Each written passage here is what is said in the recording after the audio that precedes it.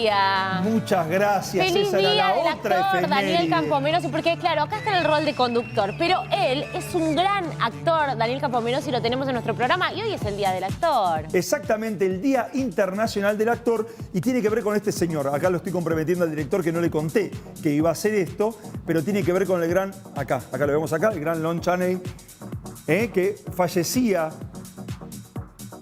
un día como hoy, allá por los años 30. Este fue el gran actor del cine mudo y que comenzó, digamos, mira, tengo otra más para vos, mira, tengo más. El hombre de las 1000 caras, se le decía, utilizando el maquillaje de una manera realmente impresionante y bueno, ha hecho de lo suyo. Acá tenemos otra más, la misma de la anterior, pero en inglés. Y esto tiene que ver, Vicky, me parece, con los invitados que están con vos en la mesa. Exactamente. Hoy vamos a hablar del éxito del terror en la literatura y, por qué no, también hablar del cine y de todas las series que tenemos en las plataformas de streaming, ¿no, Dani? Exactamente, y están con nosotros Pablo Martínez Burquet y Ariel Bossi, a quien les damos la bienvenida. Muchísimas gracias por estar con nosotros. Escritores y especialistas. Iba a decir eso, dos especialistas del género. ¿Cómo entró el género del terror en vuestras vidas? ¿Ya de chicos? Vos sabés que sí, casualmente una de las fuentes mías eran las cintas mudas que mi abuelo Pepe me contaba de Lon Chaney, El jorobado de Notre Dame, todas las películas de aquella época que a él le encantaban, Bela Lugosi, claro. Todos los malos, El jorobado de Notre Dame. Mirá, y justo estamos viendo El jorobado de Notre Dame de Lon Chaney. Y yo creo que por ahí fue la puerta de querer replicar esa incomodidad, ese gustito, porque el miedo, el terror tiene esa cosa, nos asusta y a la vez nos entretiene. ¿Y en tu caso? Y a mí fue por la familia también, fue por mi abuelo, pero por el lado literario. Me sentaba, tenía 3 años, me sentaba a UPA y me contaba los cuentos de Edgar Allan Poe, de Lovecraft y autores similares. Qué pequeños los dos, ¿no? Sí. Estimulados por sus abuelos, mira. Y lo vas mamando de muy chico ya. Es muy atractivo, como él dice él. El terror es algo que está bueno experimentarlo en tercera persona. Sí, por supuesto. O sea, tenerlo ahí de lejos, Como de que te espectador asuste. o lector. Claro, ¿no?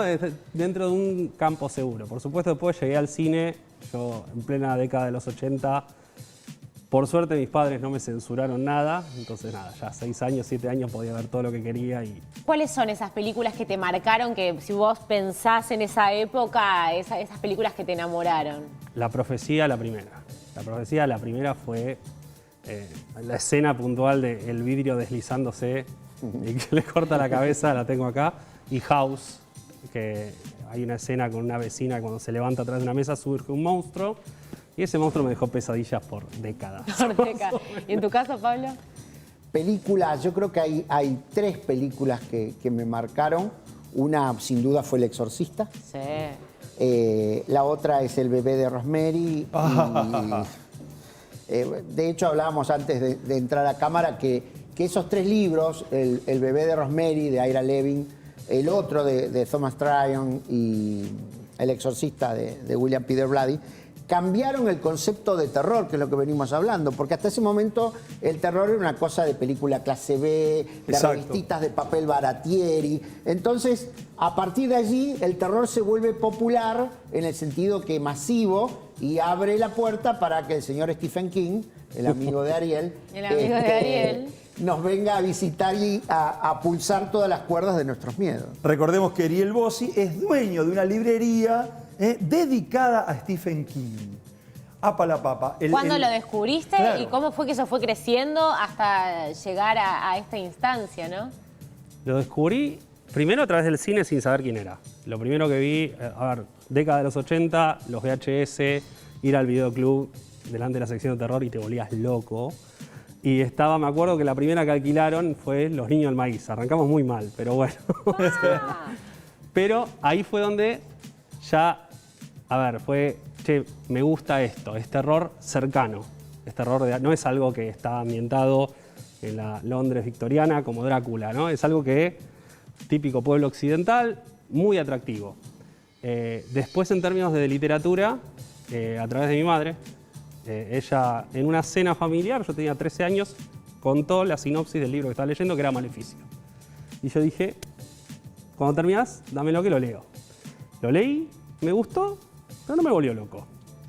Después leí Christine, al año, me gustó un poco más. Y a los 16 leí El Pasillo de la Muerte, que no es de terror. Y ahí dije, ok, quiero leer todo lo que escribió este tipo. Todo. O sea, Y la única forma de tenerlo era tener una especie de biblioteca en casa gigante. Claro, sí. De ahí eso se transformó en librería. ¿Cómo vino? No, en realidad, a ver, siempre fue un fanatismo que fue creciendo, o sea, de lector, de coleccionista, de ir especializándome.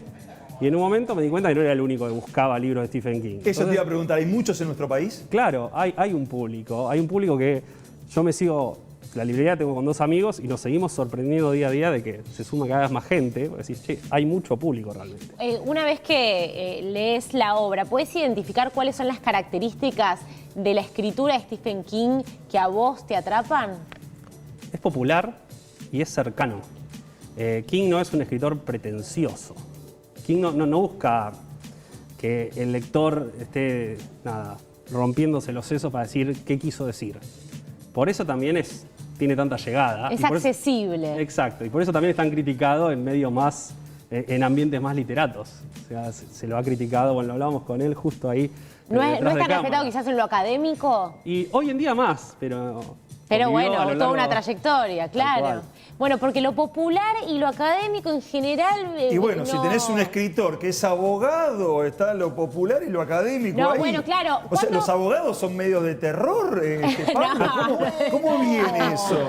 Me protege el secreto profesional. Ah, Mira, acá tenemos un recién recibido, nuestro compañero Nicolás Luca, así que ya tenemos ahí. Yo tengo más de 30 años, así que... Listo, ya está. sí, yo les quería preguntar eso. ¿Cómo un hobby se puede transformar o se puede vincular con una profesión? Digo, ¿cuándo en sus vidas dijeron, bueno, esto no va a ser solamente un pasatiempo, sino que me gustaría poder vincularlo con mi profesión?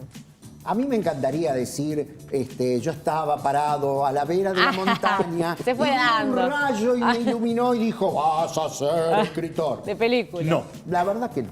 Todavía lo estoy esperando. A lo Por mejor ahí algún llega, día puedo ser escritor.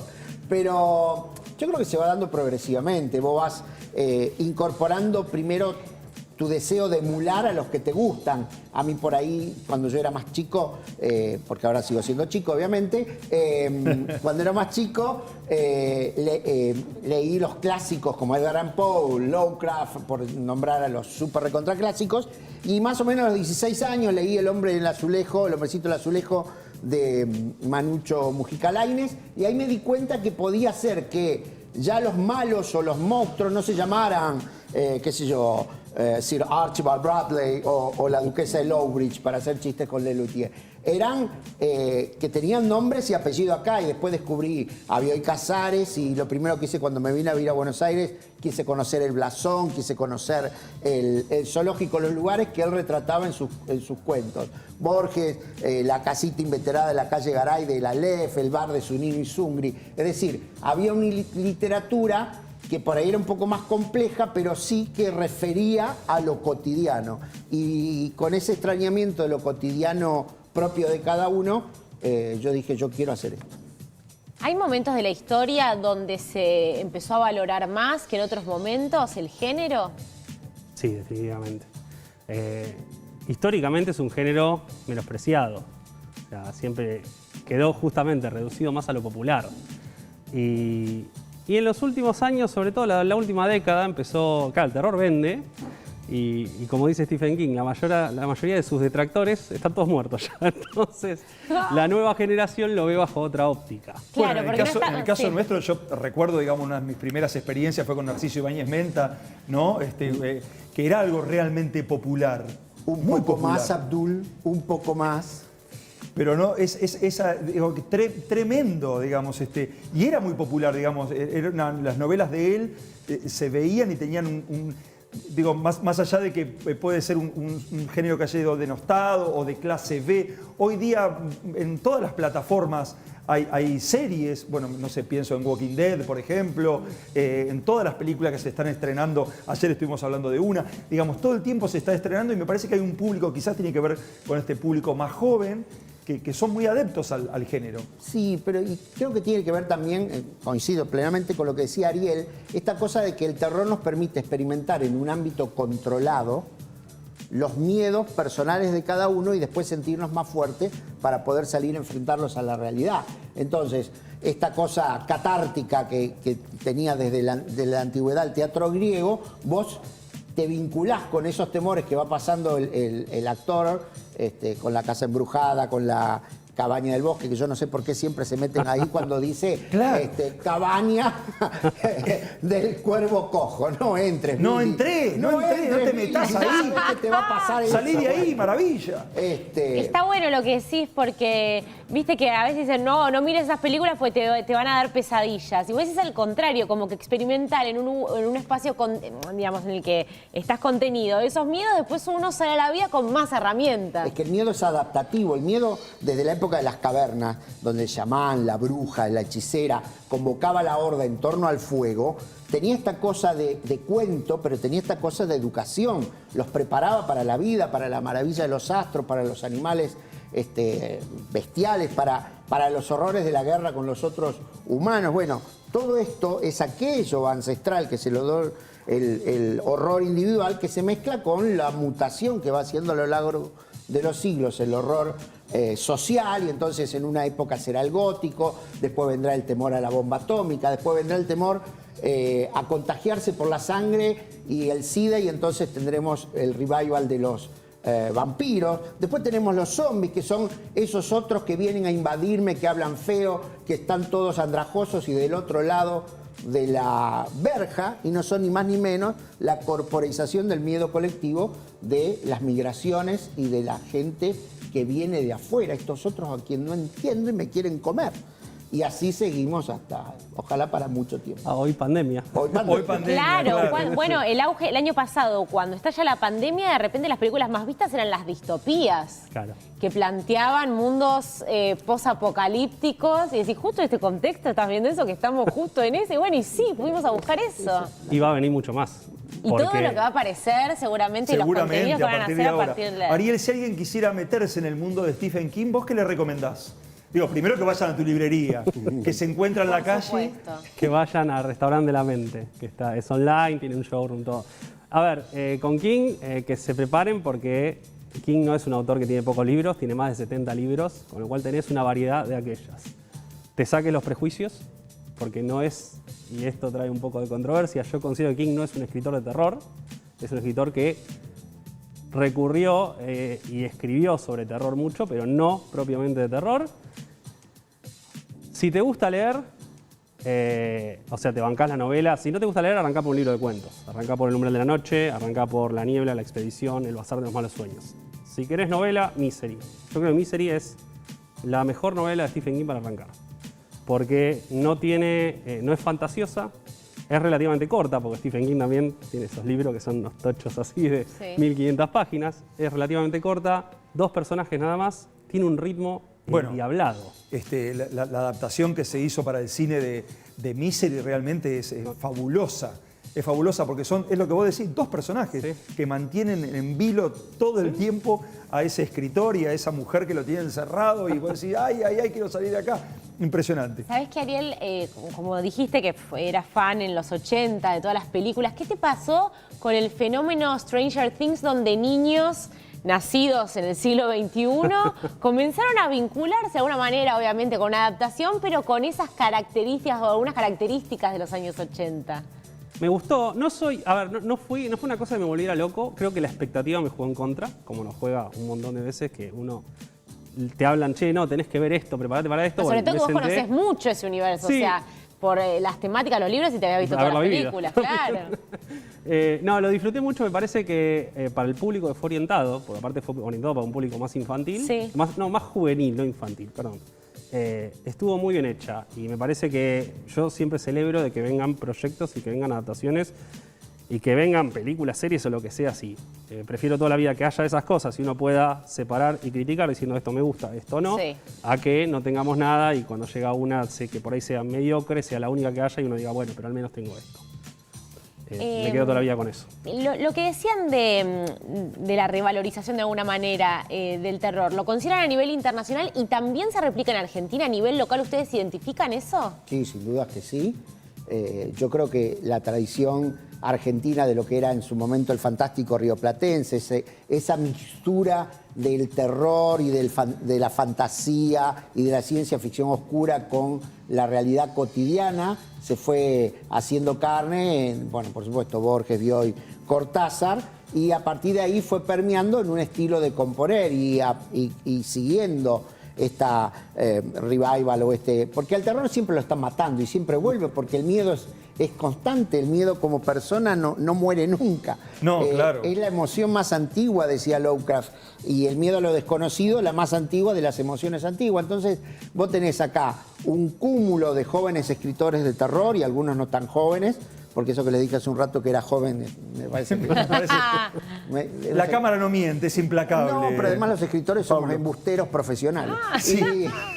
Pero tenés grandes escritores que están haciendo cosas muy buenas y cine. Tenés grandes escritores que se vuelcan a la pantalla y empezamos con Aterrados hace unos años atrás. Tenés todas las películas del gran director Gonzalo Calzada que está movilizando de alguna manera el terror a la Argentina, que tiene un sabor especial, un gustito particular y que por eso tienen tanto éxito. Los Muschetti dirigieron la It, nada menos. Claro. ¿Los adolescentes siempre fueron el público principal o es ahora que hay como un auge para ellos? Siempre lo fueron porque también eran la carne de cañón. A ver, es el público al que apuntan y es el público al que... Los slashers de los 80. Siempre tienen adolescentes, tienen de lo que va entre los 15 y los 20 años en la cabaña. En la película que va a la cabaña. ¿Y para qué van a no entres ahí, nene? Pero justamente es el público al que apuntaron siempre. Lo cual también es curioso porque encima la sociedad norteamericana con el tema de los ratings y todo es bastante exigente y te hacían películas para adolescentes, pero luego tenían la calificación mayor de 18. Claro. Con lo cual ya perdías una brecha grande del público. Acá Pablo Leo, en la biografía que me han pasado, dice, él es curador del ciclo 4 lecturas del terror de la legislatura de Buenos Aires. ¿Qué es eso? Eso es un ciclo de lectura que ahora, obviamente, a través del Zoom, originariamente se hacía en la biblioteca de la legislatura de Buenos Aires, que es un lugar precioso, y allí 4 escritores con un concepto de terror amplio, leen sus composiciones a un público cada vez, fuimos creciendo, empezamos como una experiencia de un año, a pesar de la pandemia, teníamos la fecha, no sé, el viernes que viene y 3 días antes decretaron el lockdown. Entonces, bueno, el lockdown. Bueno, empezamos por Zoom y nos tuvimos que acomodar, pero lo que tiene el Zoom es que vos tenés una X cantidad de telespectadores o como se llame de las plataformas, pero después eso se sigue viendo y se sigue viendo, entonces se vuelve exponencial. Sí. Y entonces hemos tenido, bueno, las mejores plumas del terror local, pero hemos sumado escritores de Chile, de Perú, de Colombia. ¿Está vigente eso? Eso está vigente, creo que si mal no recuerdo, el próximo viernes tenemos... ¿Y dónde nos podemos anotar? Eso se puede ver en vivo o después buscarlo en el canal YouTube de la legislatura de la Ciudad Autónoma de Buenos Aires. Qué bueno. Y hoy hablábamos con Héctor, nuestro productor detrás de cámara, él me nombraba a Mariana Enríquez como una representante. No digas eso, que no se puede, no puede responderte porque no tiene micrófono, está ahí detrás de cámara. ¿Hay un terror local que hable de figuras o de la cultura popular argentina? Y Mariana Enríquez creo que tomó, si se quiere, uno de las postas de eso con sus obras. Ahora con su última novela, no sé si ya salió una más, me parece. Bueno, novela no, salió unos ensayos, pero con Nuestra parte de noche sí. Metió mucho de mitología, si se quiere, local. Yo todavía no la terminé la novela, con lo cual no puedo hablar en profundidad. No sé si vos la leíste. No, pero junto con Mariana, que es la más conocida, también claro. Samantha Schweblin, está Agustina Bastarrica, allí las chicas. Pero hay otros autores también, Diego Mucio, que para mí es el más claro representante del fantástico rioplatense hoy día, vive en Francia. Luciano Lamberti, por supuesto. Fabián García, que es un chico que no es tan conocido, pero que escribe maravillosamente bien, a la escuela de antes. Y entonces todo este grupo que está un poco ahí en esta mixtura, este mestizaje de lo fantástico mezclado con lo rioplatense, siguiendo con la ciencia ficción oscura, arma ahí un caldo de consumo local muy, pero muy interesante. Gracias por todas las recomendaciones, porque nos nombraron autores que podemos ir a buscar y también los ciclos que podemos conocer. Muchísimas gracias, Pablo y Ariel. No se me asusten cuando salgan de acá. No serán ustedes esos dos de la fiesta que siempre son los que asustan. Yo digo, yo era asustador profesional. ¿En sobre serio? todo de mi hermana Valeria. Hay que tener un talento para asustar bien, ¿eh? Quedarte una hora dentro de un placar Bueno. para que mi hermana Ana Valeria abriera la puerta. Maldad. Mucha maldad que me costaba en aquella época el famoso chancletazo loco, ¿no es cierto? Corre y te la pegaban siempre, no sé cómo hacían. Pero bueno, ¿pero qué pasaba? Soy un tipo miedoso. No me la clásica. Me gusta asustar, meterme abajo de la cama y hacerle la arañita. ¿Cómo que no? Pero me haces eso a mí y me muero.